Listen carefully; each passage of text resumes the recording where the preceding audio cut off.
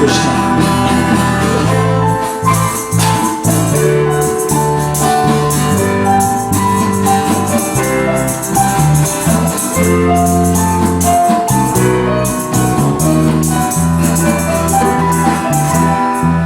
Namo Siddhaswarupananda Paramahamsa namine Gora Karuna Swarupaya Radha Krishna Prestayate.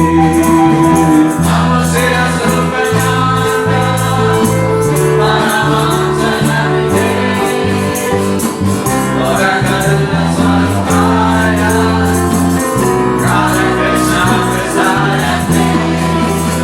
Namo Siddhaswarupananda Paramahamsa namine Gora Karuna Swarupaya Radha Krishna Prestayate. Namo Siddhaswarupananda Paramahamsa namine Gora Karuna Swarupaya Radha Krishna Prestayate. Shri Krishna Chaitanya Radha Krishna Nayanya Shri Krishna Chaitanya Radha Krishna Nayanya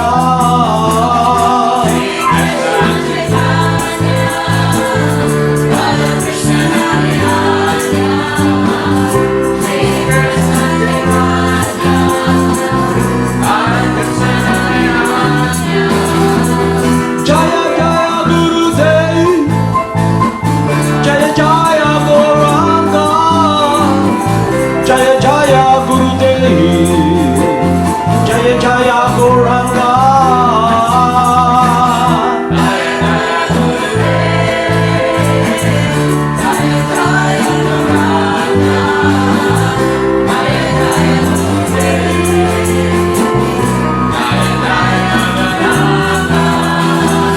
Jaya Jaya Srila Prabhupada Jaya Jaya Gurudev Jaya Jaya Srila Prabhupada Jaya Jaya Gurudev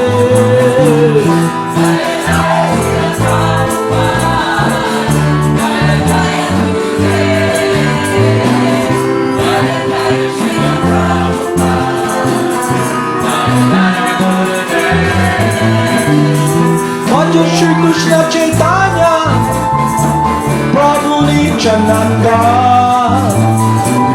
Shri Advaita Gadadhara Shri Vasade Gaur Bhakta Vrinda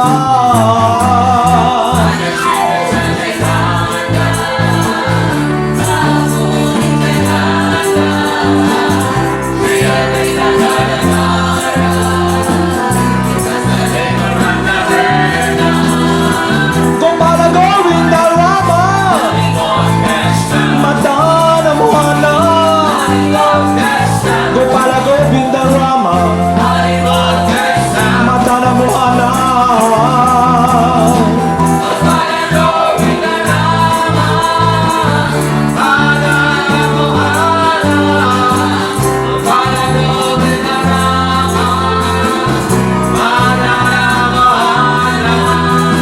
Gopala Govinda Rama Madana Mohana Gopala Govinda Rama Madana Mohana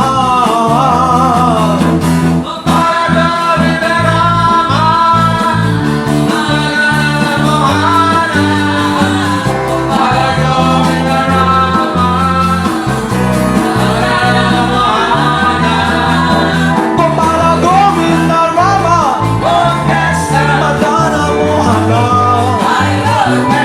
Gopala Govinda Rama Madana Mohana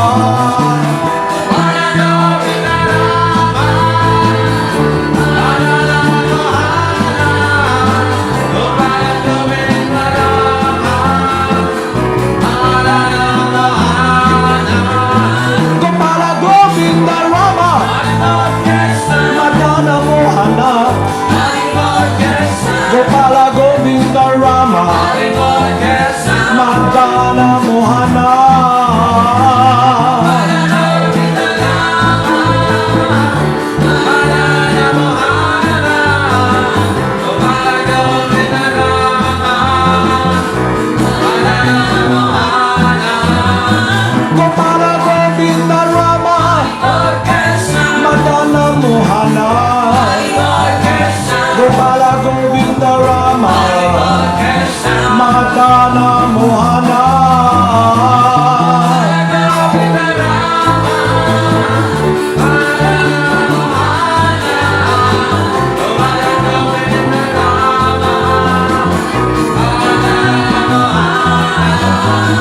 Gopala Govinda Rama, Madana Mohana.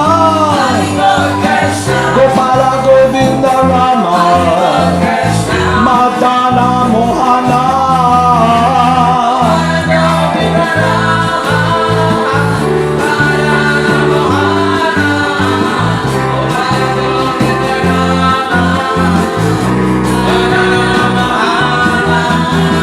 Gopala Govinda Rama, Madana Mohana.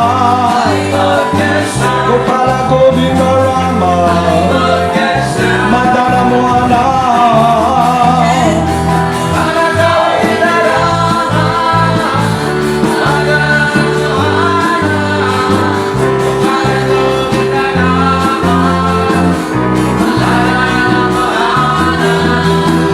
Jaya Jaya Gurudev, Jaya Jaya Gauranga, Jaya Jaya Gurudev, Jaya Jaya Gauranga.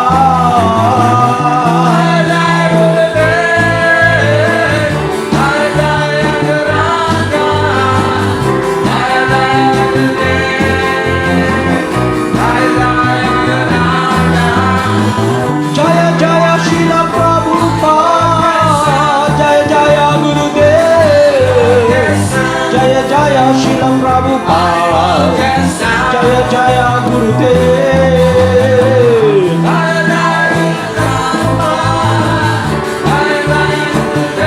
Hari Bol Krishna.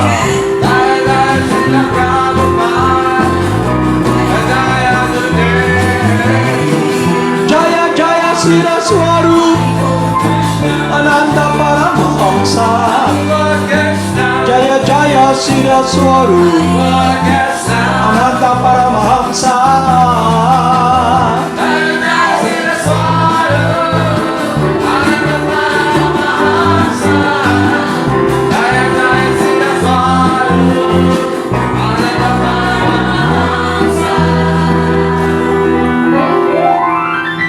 Namo Siddhaswarupananda Paramahamsa Namine Gora Karuna Swarupaya Radha Krishna Prasthaya Te.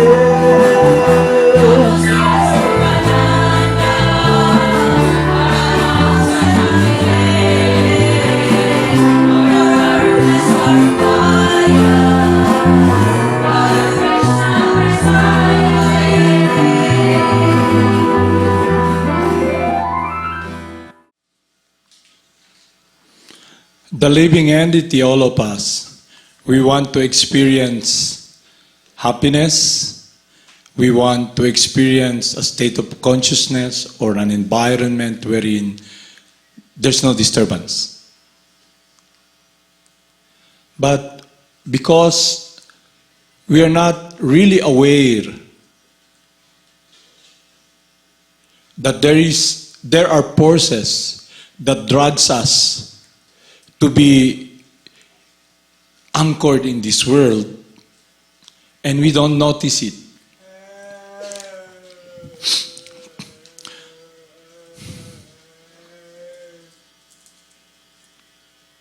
Through sense perception, one begins to contemplate. And when one contemplates, he follows now the desire and pursue and work hard to get that. So if you look closely, since you're all teachers of Madana Mohana Academy, simple things like gravity. What holds us in this world, this body, so we don't float? It's gravity. So if you are not understanding who you are, your sense perception and what you see through your senses, you will gravitate towards pursuing that object and try to be fulfilled. That is your meditation. But you don't see it clearly. What do you do every day? Everyone, almost everyone, majority. What are they focusing on? What are you holding every day? It's your cell phone. And what do you do with your fingers? Diba? Where is your mind focused?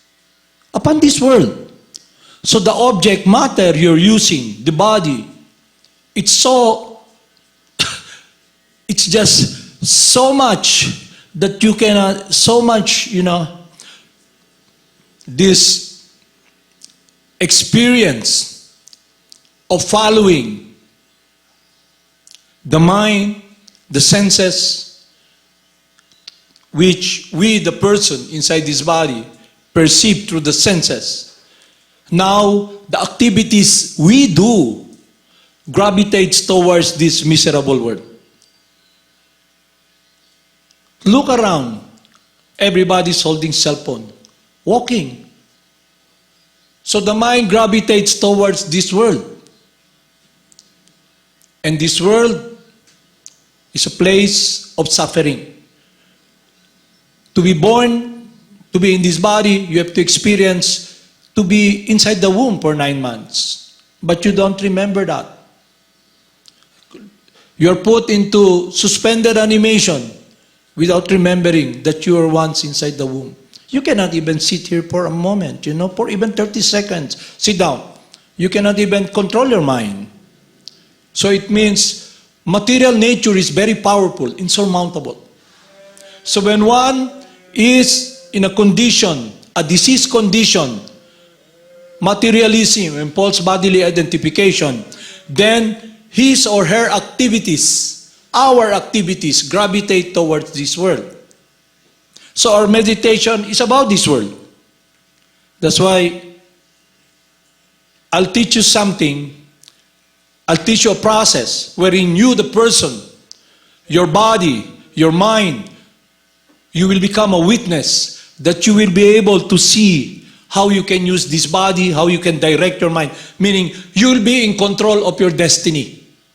Now you're not in control of your destiny because of this disease of false bodily identification, and the senses gravitates towards this material energy. Look closely. You want affection. In false bodily identification, you direct that affection to some forms, living entities in this world. It's not, I'm not saying it's wrong, but rather it will be your freedom or success or happiness if the activities you do is connected with the absolute transcendental nature of the soul, you, living. This body gravitates, the law of gravity, we're stuck. What more if your meditation is stuck upon this world? So, definitely you're anchored in this world. Definitely, the gravity or the shackle, the spider web, you're stuck there because of what you do with your senses. A certain activity leads to a certain consciousness, and the environment has a great effect upon our consciousness, our activities. We were brought up in a way that the conditioning is we don't have understanding of our true transcendental nature. So what happened is that the focus of our life is through sense perception, is about contemplation on the objects of the senses, meaning you focus upon this world. So the gravity, there's already the force of gravity that the body is stuck up here. But now, you the person who is transcendental, your activities gravitates towards this world wherein this force of gravity, the law of gravity, is predominant. So it's very hard to get out. And you're looking and searching for happiness and fulfillment. But the gravitational force and the body, you the person, you gravitate towards this world. And this world is a place of suffering. To be born, to experience old age, to experience these diseases. When we say diseases, not only COVID-19, cancer, tuberculosis, dengue, a lot of diseases that inflicts the body, destroy the body. So the gravitational force, if you identify with the body, means you identify with the suffering. You understand? You identify with the suffering because you think you're the body. So Lord Krishna tells us, the blessed Lord said, O Partha, when a man gives up all varieties of sense desires, which arise from mental concoction, and when his mind finds satisfaction in the self alone, then he is said to be in pure transcendental consciousness. So that is the state that we should be achieving through the process of purification of the mind and the heart. Because now the person, you, a different energy from matter, not touched by matter, not you, the qualities of the soul, you can never be cut into pieces. You can never be burned by fire. You will never be withered by the wind. You're eternal and transcendental. How come we are anchored in this world? The body is under the laws of gravity. And we, the person, identify with this body who is anchored in this world. And definitely, this body is a source of suffering. Not only that, it's all illusion, not true. Because what you see here are building blocks that are continually transforming into different forms. The person who is in that body, you, when you leave this body, that body that is under the force of gravity breaks down, but is still in this world, anchored in this world. So it's very important that you, me, the person, can understand the difference between matter and life. We should understand the difference between us and the mind. And the focus of the mind, our meditation, where does it gravitates? What is its focus, the mind? What are the activities what activities we do with our senses? Okay? I was watching this ad, on a subjective level, I'll explain this, okay? There's this person, she's having a problem with her, she pees. She cannot control her muscles. Her mom cannot control her muscles, So, she's walking, she pees, She wee-wee, She has to wear pampers. And not only that, her body stinks. So it's a problem. She goes to the party while dancing, dancing waltz, dancing waltz, then you wee-wee. Cannot control your muscles. No? And then, now, she's able to find a solution to control the muscles. Because she's telling us that to be able to experience joy and happiness, you must be able to control your wee-wee. Because it's disturbing when you're trying to enjoy, And in America, infidelity can be accepted as a ground for divorce. Understand that? In America, you cannot perform, then they can divorce, and it's acceptable through the laws they have implemented. Okay? So the point is, they wanted to show us Now there is a process wherein you can control your wee-wee. You know, that while having contact, you don't wee-wee. So that's what they're saying. And before, she's even saying that her body, I'm not saying that you should not take care of your body, but the focus is about this world. And she's telling, you know, because she's portraying her body is like, you know, superhuman, does not die. And she's really cool, you know. And she's telling us this idea to live a life of sensual enjoyment, of comfort, by controlling your muscles. You don't wee-wee on your pants because it's a problem. Once upon a time, in ancient times, there's this individual, Hiranyakashipu. He wants immortality in the body. So he meditated. Standing up, tiptoe. And the life force, the living entity, him, the body he has been eaten by the ants. It's only the skeleton. And he stays there. And because of his endeavor to meditate, fire comes out of his head. And it disturbed the universe. And Lord Brahma came to ask him, what do you want? And he said, I want immortality. I want to be immortal.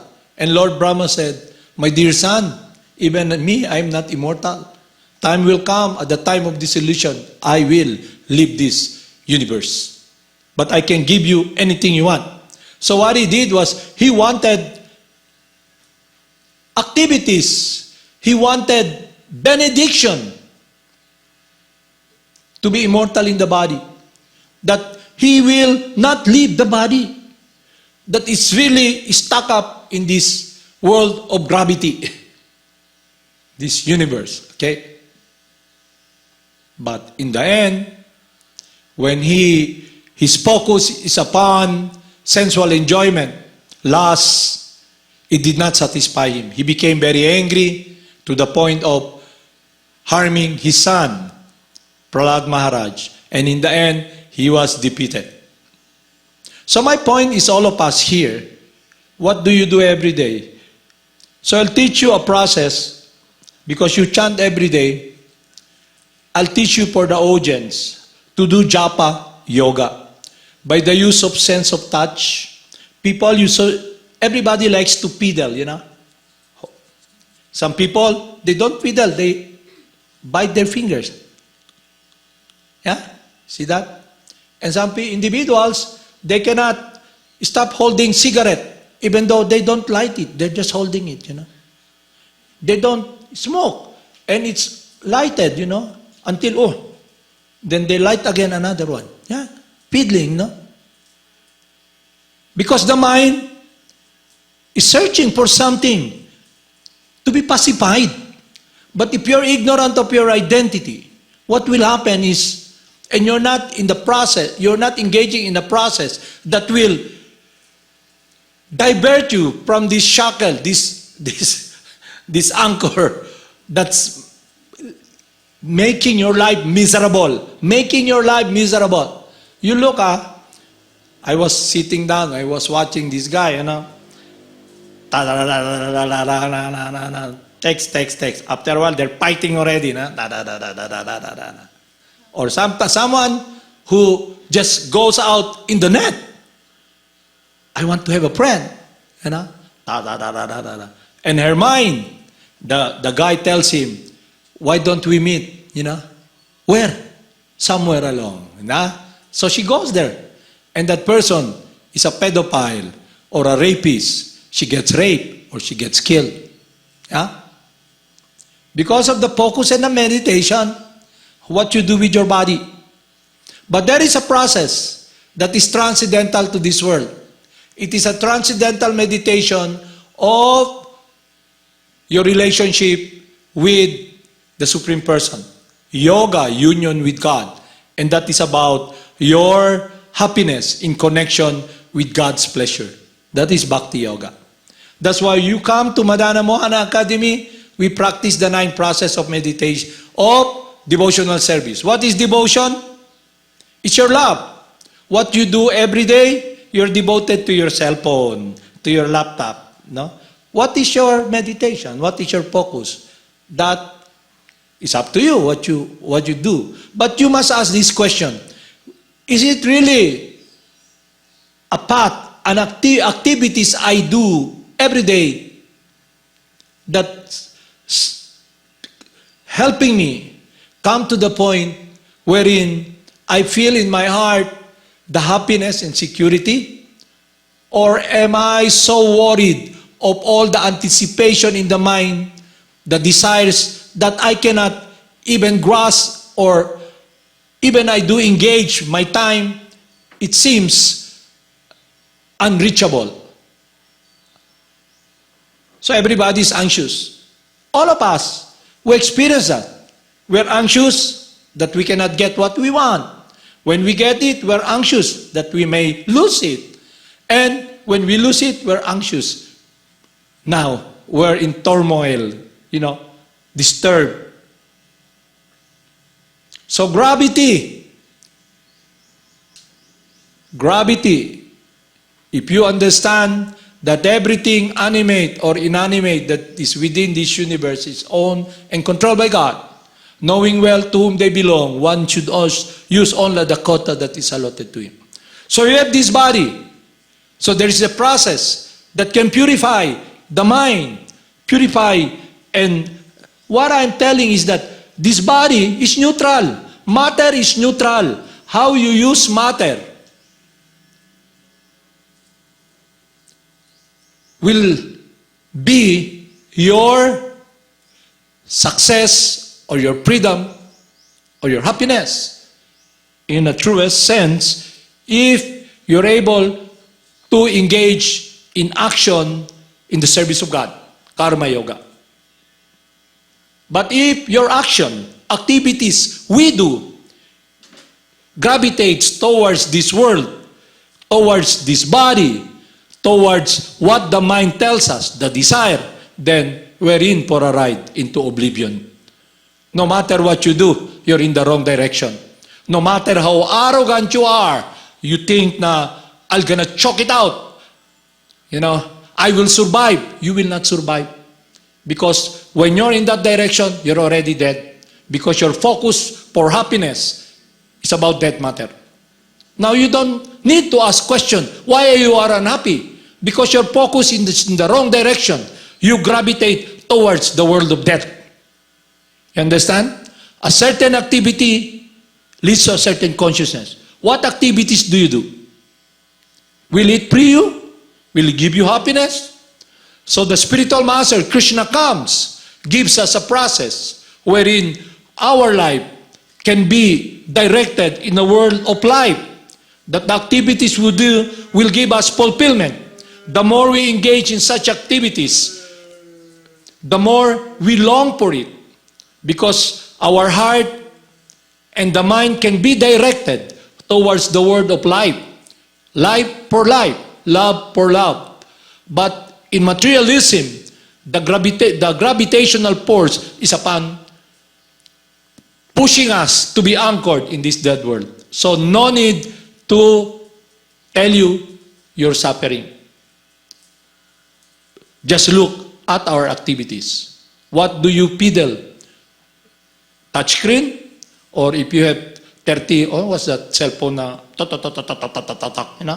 What do you do with the material energy? You use your FB or what, then you talk to the guy, eye to eye. The science is like mystic power. But because you're not understanding the difference between matter and life, your focus, our focus is upon this miserable world.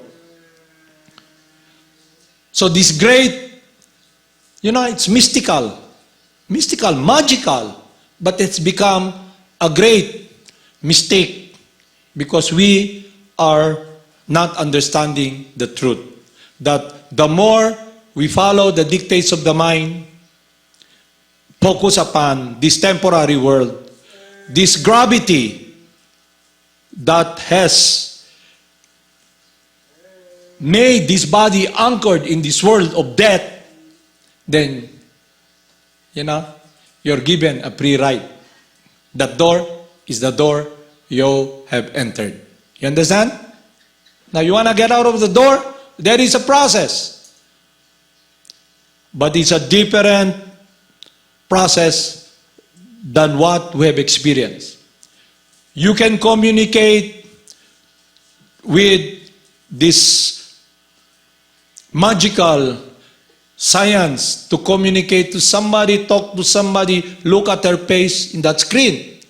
There is a process that is different. It's the process of the Supreme Person.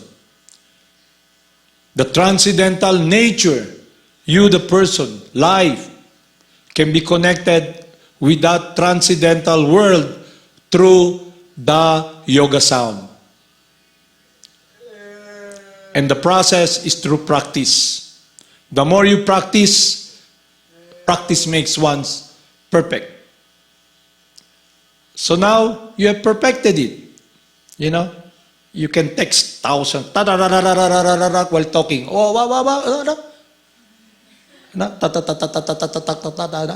You're talking to someone, but you're texting. Your mind is there, but you, the person, you're talking to someone.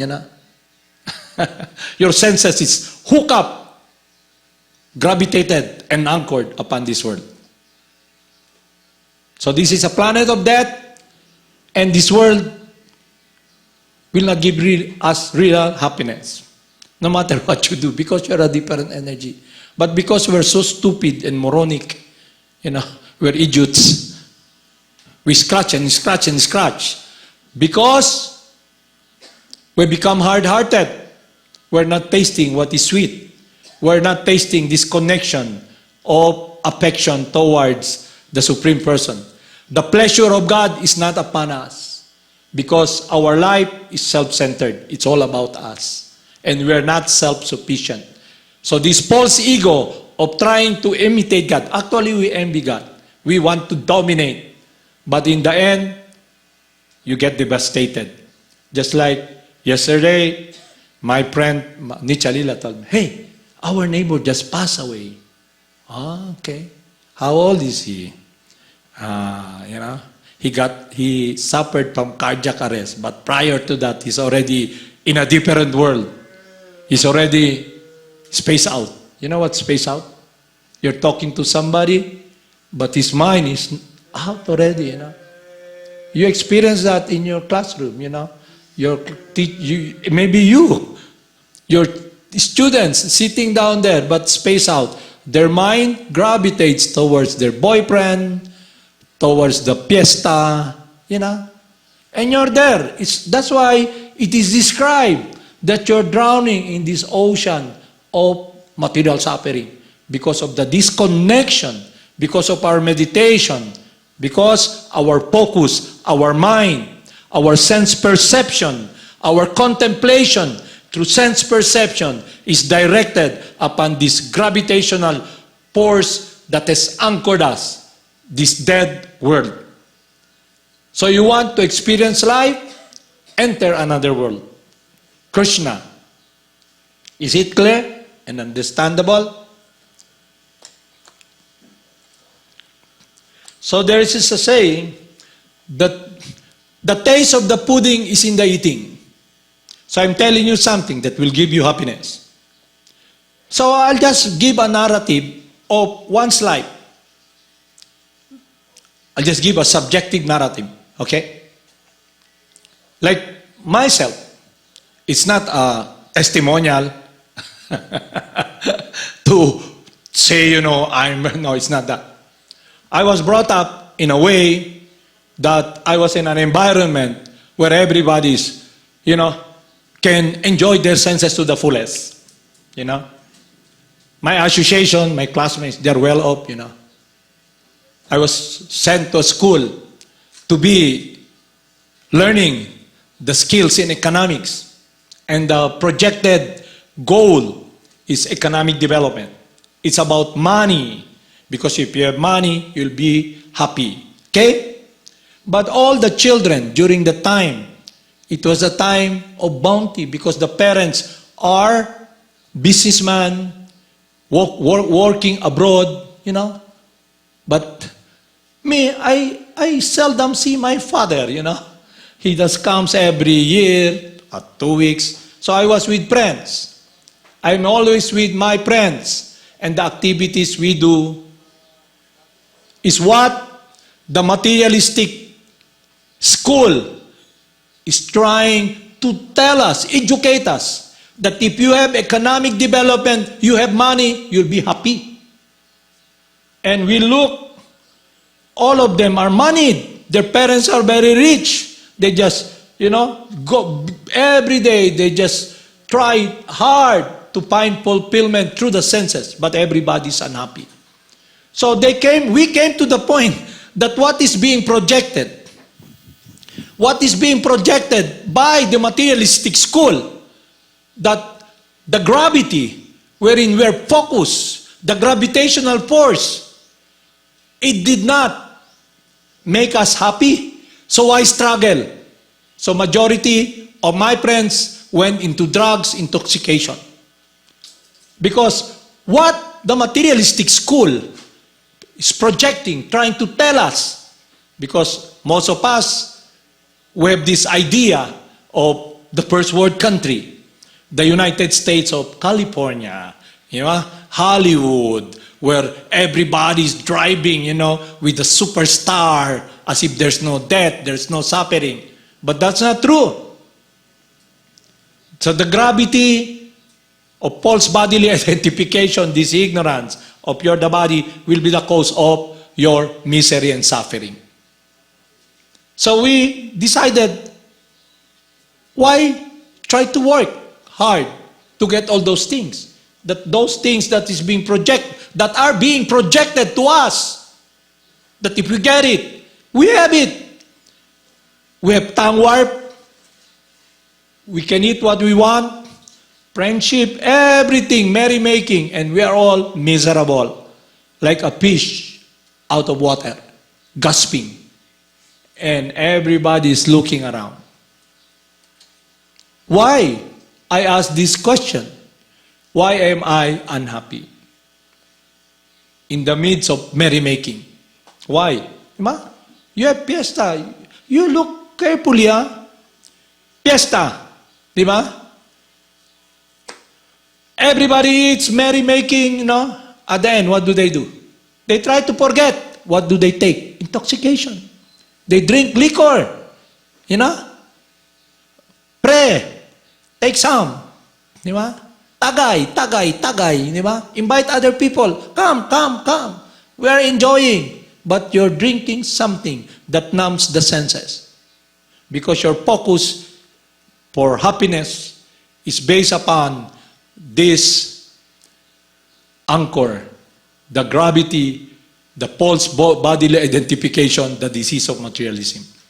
So that must be understood clearly. Understood, realize that I am a different energy from matter. And then from that point, you can move forward. Until and unless you understand your true identity, no need to talk about, you know, salvation and everything, because you'll be anchored in this world of misery. Because your sense perception, your contemplation, your true sense perception will be the force that anchors you here. Material disease, materialism.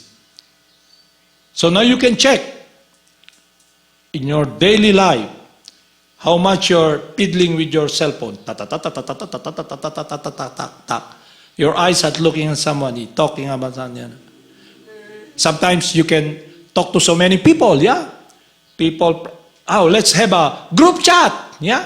Group chat. People from somewhere, everywhere. You're talking to them, and your mind is anchored upon all of those people. You know? But in your heart, you know, but you have become so immersed in identifying yourself as the mind. That's why you're touched by the miseries of this world. So what is a yogi? what is a devotee of God, a transcendentalist. It is described that he's like a lamp in a windless place, not wavering in the midst of this misery. He's like the ocean, that so many rivers and rivulets goes to the ocean, but the ocean is not disturbed. Material desires in the mind are there, innumerable. You, the person, because of the practice of a transcendental process connected with the will of God, the supreme controller, the self-sufficient supreme person, whose will is to connect us with His love and care. So now we can use this gravity, this force that has anchored us to the process that is given to us, the practice of devotional service. Okay? You use now the sound that you utter with your tongue, with your voice, connected with your freedom, connected with the source of happiness, the supreme person. And your mind now is in focus to do the will of God. It is a daunting task, but it is achievable because that is our true, eternal, transcendental world. Pure loving service to the Supreme Person. That is the reason the representative of God, the Son of God, comes here. So while we're here in this world, the meditation will not gravitate upon this matter, this world. That's why the process is giving. Oh Lord, save me by thy name. I will sing and praise your name. So it means the contemplation, the meditation you do. If you become aware, you look at someone whom, for example, we're a family. My son dies, and you're in all bodily identification. You follow the procession through that graveyard, everybody's suffering, because their mind, their sense perception, their contemplation is upon that form. And the person leaves the body. And everybody's in anxiety. Because the happiness that they're longing for, they're imagining, that they experience to a certain point through their senses, a relationship, now it's gone. And their mind, their whole being is anchored upon this world. So it's a world of suffering. It's very clear. Now, if you want to experience all of this day out, day in, what can we do? Because it's hard, it's useless to convince a person against his own will. So the first factor is to be able to purify your will, your mind. And you, the person who have been following, enslaved by the mind, enslaved by the senses because of false bodily identification. You have become enslaved. We have become enslaved through following the dictates of the senses. Because the mind promises us something that will give us fulfillment. That's why it's hard. That's why you don't notice nobody wants. Very rarely someone will ask this question, who am I? Why am I here? Why am I suffering? Is there a way out of here? No. You look at the song. Every song they sing is about the miseries of this world. And even the merrymaking is not really fulfilling. What time is it? So, for the benefit of our audience and for your benefit, because you've been chanting for so long, I'm not here to impose upon you to chant, but I'll teach you the process that is ongoing on eternally, the japa yoga meditation that you can do. So this is a japa bead. In each bead, you can hold it because through the sense of touch, the meditation, will be very focused because you're the sense of touch. And when you say the holy names in meditation, the purificatory process, the yoga sound, half close your eyes or close your eyes, you say Gopala, Gopala Govinda Rama Madana Mohana, Gopala Govinda Rama Madana Mohana, Gopala Govinda Rama Madana Mohana. It is a process that God descends to purify the mind, connects you with life through the guidance of His confidential loving servant. Because the instruction of Lord Krsna to us is that we must seek out a bona fide spiritual master who is not different from Him, who can guide us, who can save us from this miserable world. Because that person is empowered by Him, the ambassador of God. And he passed on, he is blessed because he gives us God, the holy names. So what I'm teaching you is an ancient science that all those who practice it achieve success and are in the path that will bring them to the transcendental world. Because their meditation now does not gravitate upon this world. It is a meditation that is descending, and God Himself, the supreme source of everything living or non-living, self-sufficient, supreme personality of Godhead, comes to purify my heart and my mind. But there's a saying, the taste of the pudding is in the eating. A certain activity leads to a certain consciousness. In our narrative, all the saintly person who came in contact with those who are needing, longing to be saved, to be protected, followed their instruction, and they succeeded.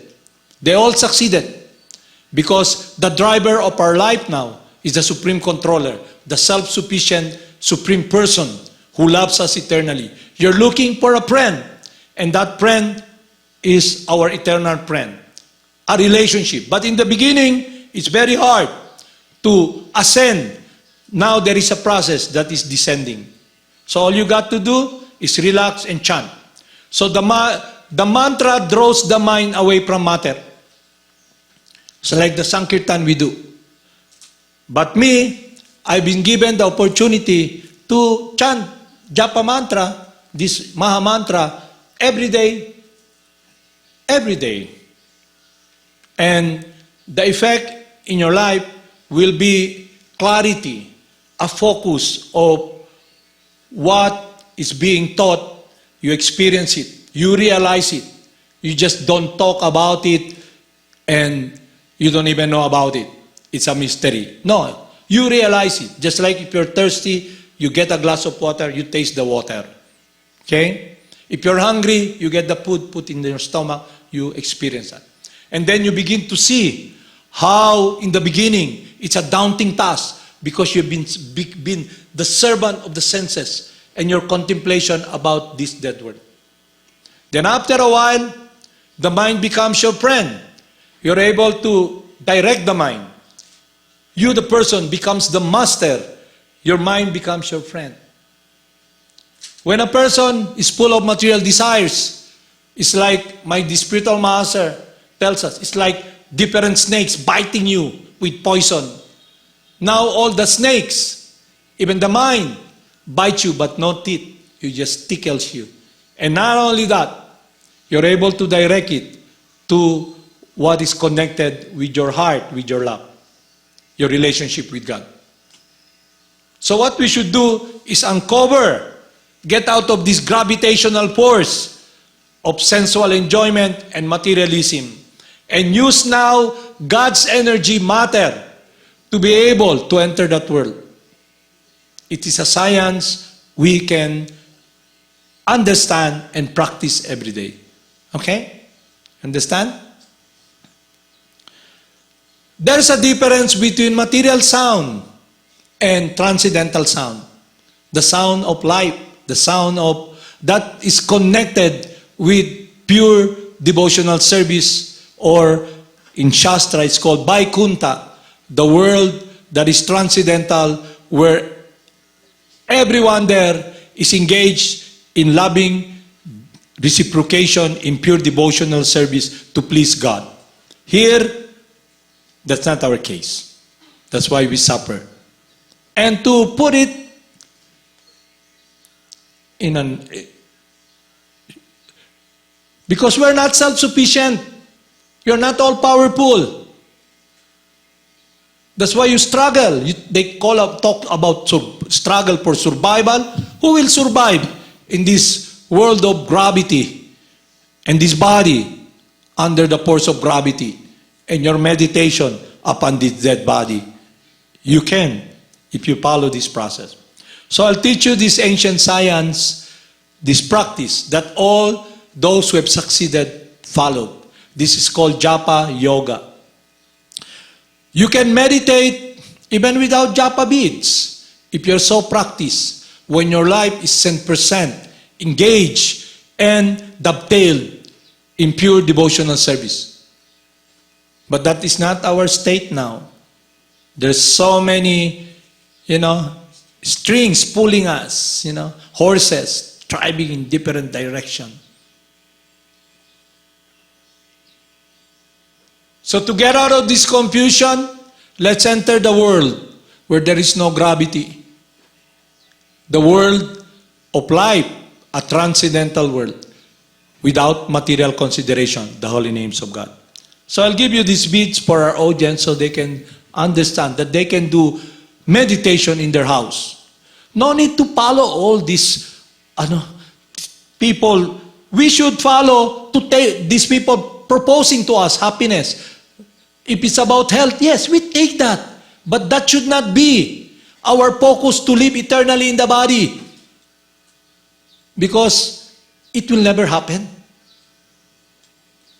But rather, see it as a sign that this world is a place of suffering. And you are a different energy from this world of matter. So I'll give you a beads each. Pass it on down so the audience can... We chant together, okay? So now, instead of fiddling with your cell phone with a pad, let's chant together for the benefit of all and all of us. But that instead of Fiddling with your keypad and your cell phone, Distribute it, okay? We'll chant Gopala, Govinda, Rama, Madana, Mohana. Yeah, Julia was the one who made this. Okay? So for our audience, we'll teach you japa meditation that you can do in your house. No? You can perform it, do it, and experience connection with the holy names that will draw you away from this miserable world. This is the process given by the unbroken chain of spiritual master, our spiritual master, God Himself. Okay? Okay? I'm showing you this bead. It's only 54 because my beads is 108. It will, because it's inconvenient for you because you're working every day. You need, short ones. Okay? But I'm not giving this to you. If you like, you can have it, okay? They can if they like. And you can chant even for 1 round a day, okay? So this bead, this is the head bead. It symbolizes the spiritual master, Krsna. So in each bead, you chant Gopala, Govinda, Rama, Madana, Mohana. So we will chant now Hare Krishna mantra, okay? The great chanting for deliverance. We chant Gopala, Govinda, Rama because God has so many names, and each name is according to His qualities, and the devotees according to their relationship they like to call Krishna or the Supreme Person according to His qualities and activities. Like the cowherd boys of Vrindavan, they call Him Govinda, or the gopis, they call Him Gopinath. Hare Krishna, Krishna Krishna, Hare Hare, Hare Rama, Rama Rama, Hare Hare. Hare means the energy of God. Rama means the pleasure potency of God, Radharani. And Krishna means the Supreme Person who is all attractive. and attractive. He's so attractive not just because of his transcendental beauty, but because of his love and his compassion upon us. Okay? And he comes sending his representative, our Gurudev, Srila Prabhupada, teaching us this Mahamantra. This ancient process, eternally ongoing. This process we follow will help us come to the point of having this transcendental relationship with the Supreme Person. Because the meditation will be now not in this gravitational force of gravity and this very subtle disease and the force of materialism and the three modes of material nature. Okay, Haribol, let's chant together. No need, because you've been here, no need for, you chant according to your, you don't need to follow me, okay? You chant on your own, you know. For example, you know now that this is the spiritual master, the symbolic for the spiritual master. Me as a disciple, I'm following the path of Parampara coming from Lord Krsna, Brahma Sampradaya up to Jagad Guru, Siddhaswarupananda Paramahamsa. That's why we offer our respect to the spiritual master. And we offer our respect to the spiritual master because the key, the perfection, the success will be upon his blessing and his mercy. And he gives us the holy names. That is his mercy and love for us. The lotus feet of the spiritual master is his teaching, his heart's desire, that we be connected with this pure engagement of devotional service to the Supreme Person. Chanting the holy names is devotional service. In a truest sense, transcendental sense, you're praying, my dear Lord, please kindly engage me in your loving service. So the mind now will gravitate towards God. So the king will be, conquered. If you can conquer your mind, then the subjects will be conquered. And if you are the person who directs the king, and you understand the truth, then you know where to find this happiness and success in the path that is eternal and transcendental. And you have someone who is your friend, who is with you always, wishing you well, our Gurudev and Krsna. Okay? Let's start. Namo Siddhaswarupananda Paramahamsa Namine Gora Karuna Swarupaya Radha Krishna Prasad. You chant loud. Close your eyes if you like. Hare Krishna, Krishna Krishna, Hare Hare. Hare Rama, Rama Rama, Hare Hare. You hear the sound through your ear. The funnel of your ear, you talk, you speak, you use that sound. The sound now enters your ear. So you can focus. Hare Krishna, Krishna Krishna, Hare Hare. Hare Rama, Rama Rama, Hare Hare. Hare Krishna, Krishna Krishna, Hare Hare. Hare Rama, Rama Rama, Hare Hare. Hare Krishna, Krishna Krishna, Hare Hare. Hare Rama, Rama Rama, Hare Hare. Hare Krishna, Krishna Krishna, Hare Hare. Hare Rama, Rama Hare Hare. Hare Krishna, Krishna Krishna, Hare Hare. Hare Rama, Rama Hare Hare. Hare Krishna, Krishna Krishna, Hare Hare. Hare Rama, Rama Hare Hare. Hare Krishna, Krishna Krishna, Hare Hare. Hare Rama, Rama Hare Hare.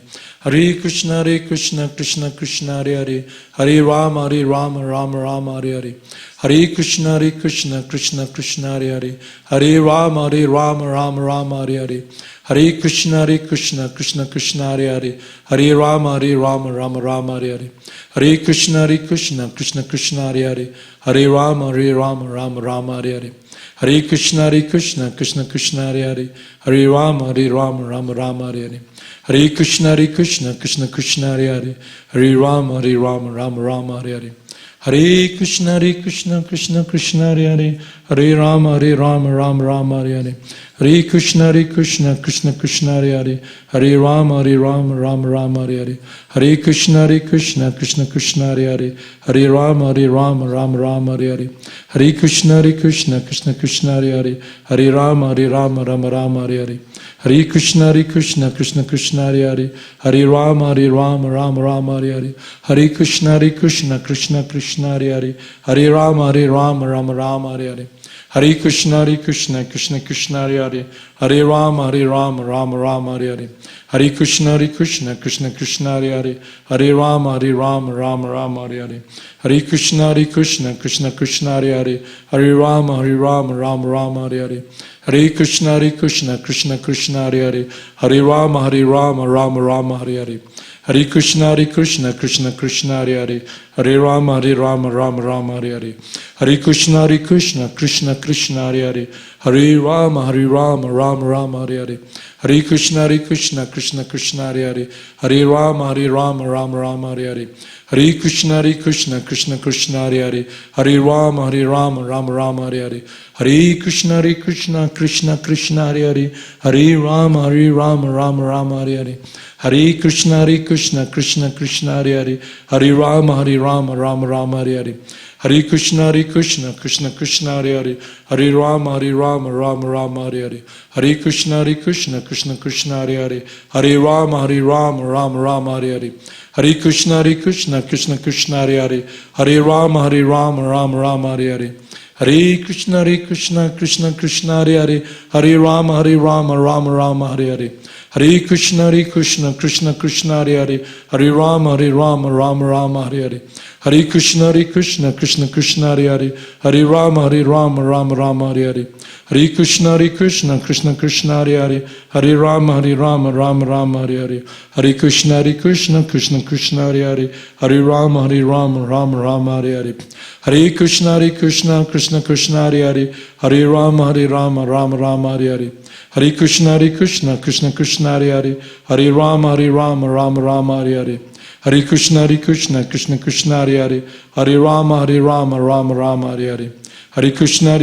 Krishna Krishna, Hare Hare, Hare Rama, Rama Rama, Hare Hare, Hare Krishna, Krishna Krishna, Hare Hare, Hare Rama, Rama Rama, Hare Hare, Hare Krishna, Krishna Krishna, Hare Hare, Hare Rama, Rama Rama, Hare Hare, Hare Krishna, Krishna Krishna, Hare Hare, Hare Rama, Rama Rama, Hare Hare, Hare Krishna, Krishna Krishna, Hare Hare, Hare Rama, Rama Rama, Hare Hare, Hare Krishna, Krishna Krishna, Hare Hare, Hare Rama, Rama Rama, Hare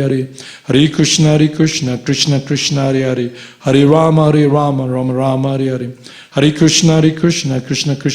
Hare Krishna, Krishna Krishna, Hare Hare, Hare Rama, Rama Rama, Hare Hare, Hare Krishna, Krishna Krishna, Hare Hare, Hare Rama, Rama Rama, Hare Hare, Hare Krishna, Krishna Krishna, Hare Hare, Hare Rama, Rama Rama, Hare Hare, Hare Krishna, Krishna Krishna, Hare Hare, Hare Rama, Rama Rama, Hare Hare, Hare Krishna, Krishna Krishna, Hare Hare, Hare Rama, Rama Rama, Hare Hare, Hare Krishna, Krishna Krishna, Hare Hare, Hare Rama, Rama Rama, Hare Hare, Hare Krishna, Krishna Krishna, Hare Hare, Hare Rama, Rama Rama, Hare Hare, Hare Krishna, Krishna Krishna, Hare Hare, Hare Rama, Rama Rama, Hare Hare, Hare Krishna, Krishna Krishna, Hare Hare, Hare Rama, Rama Rama, Hare Hare, Hare Krishna, Krishna Krishna, Hare Hare, Hare Rama, Rama Rama, Hare Hare, Hare Krishna, Krishna Krishna, Hare Hare, Hare Rama, Rama Rama, Hare Hare.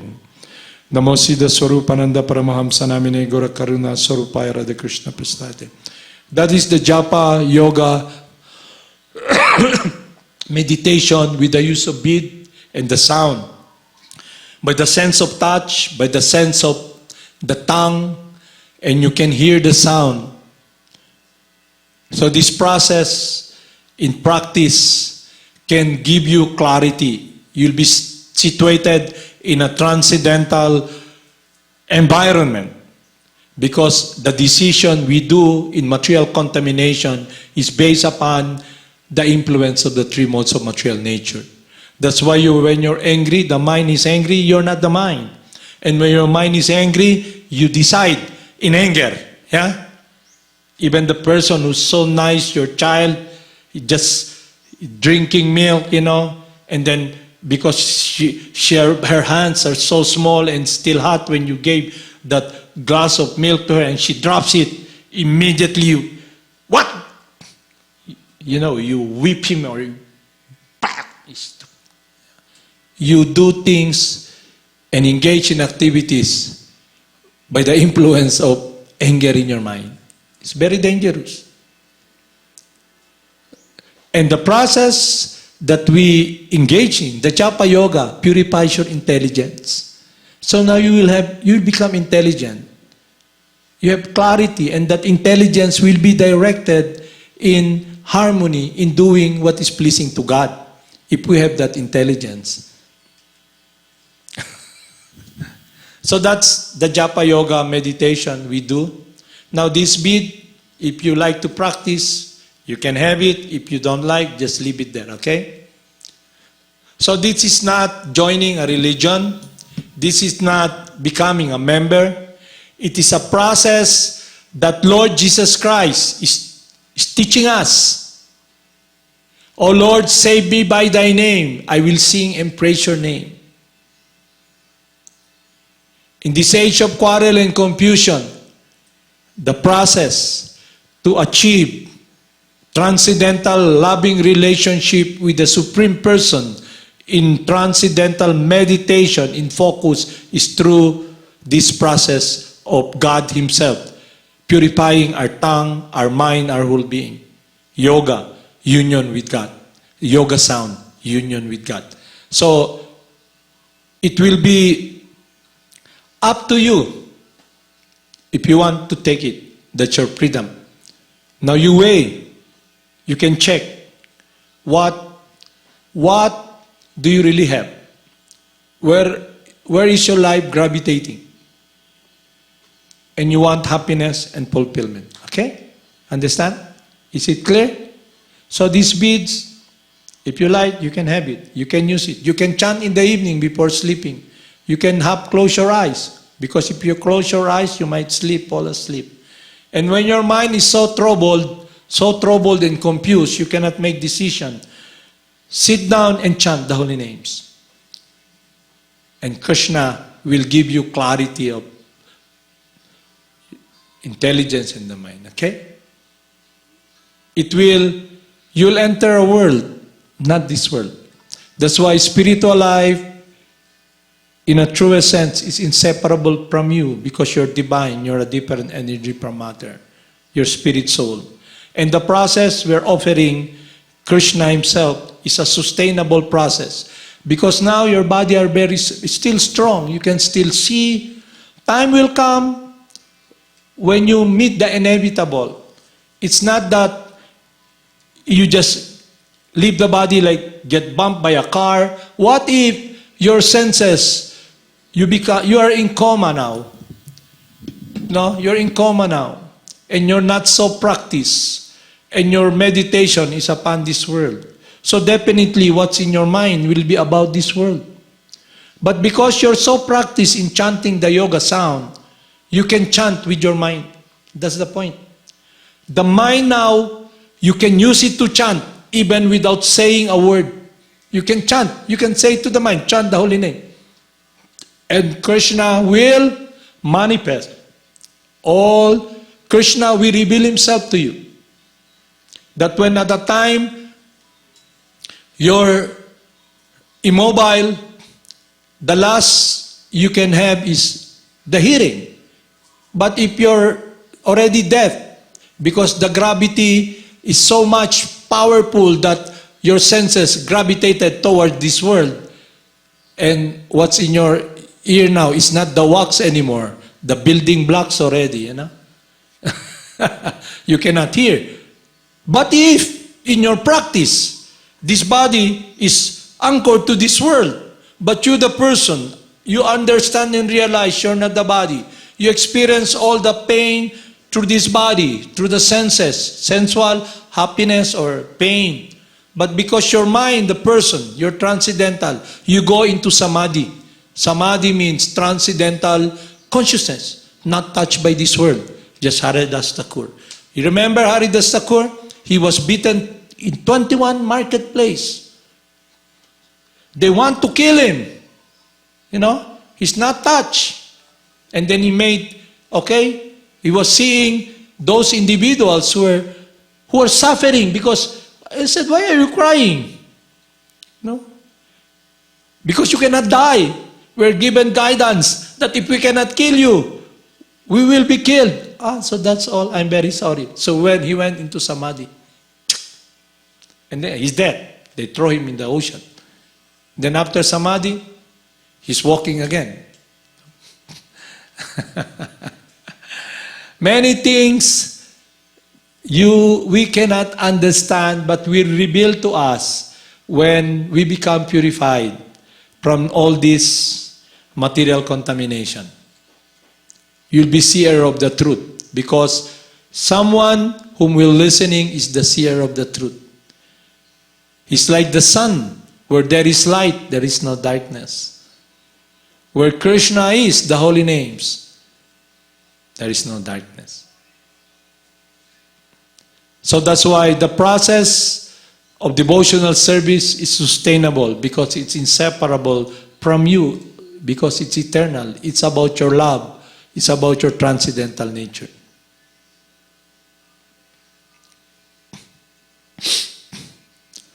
That's why we must follow someone who is God Himself, the representative of God, the ambassador of God, who is free. You want to become free? Then follow someone who can give us this wisdom to lead us to the path of freedom. Understand? So if you like, you can have that bead. You can chant in the morning before you sleep. But if you're so practiced, it's better to have this practice, because while you're resting, going to sleep, you can chant Gopala Govinda. Then you become relaxed, because the first effect is you become calm. The senses becomes calm, because now Krishna purifies the mind and the intelligence and purifies you from all these misgivings. Understand? Is it clear? Do you have any questions? So this path is an eternal path. It's been practiced, applied by the saintly person since time immemorial. And it is about focusing our life, our mind, our senses into doing the will of God, to be connected with that love, to embrace God. So when you chant the holy names of God, you're embracing God. And Krishna embrace you. The more you chant, the more, when you're making progress, the tongue begins to chant, the mind begins to chant. Even without the beads, you're chanting, because now you're in the direction wherein what you're longing for. You're like, now the river, the water, the rivulet goes to the ocean. Our life, our source of happiness is our friendship with God, His embrace. Understand? Because in this world, your embrace is, the gravity of this matter, your hookup. That's why, somebody leaves, you embrace the body. Why? You see the gravity, the action, the activities, the mind. It's anchored upon this gravity of birth, death, disease, and old age. This world of planet of death. Haribol Namaste.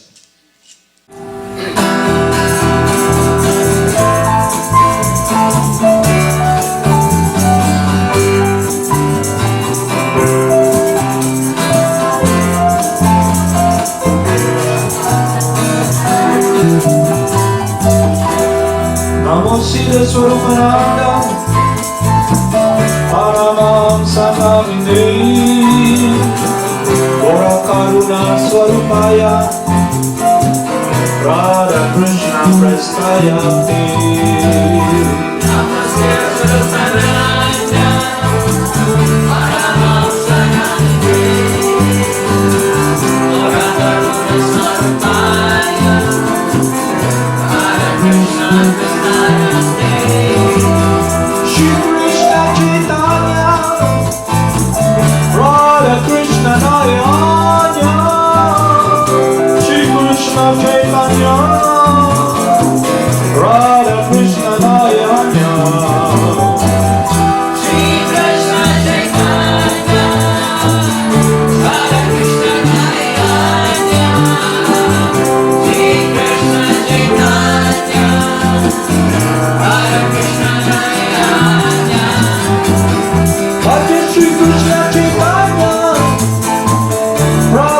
Nityananda,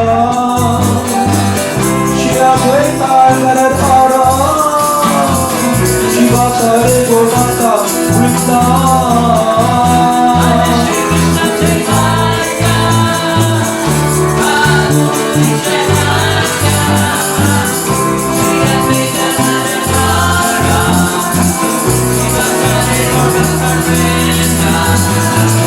Bhajan Shri Krishna Chaitanya, Prabhu Nityananda, Shri Advaita Gadadhara,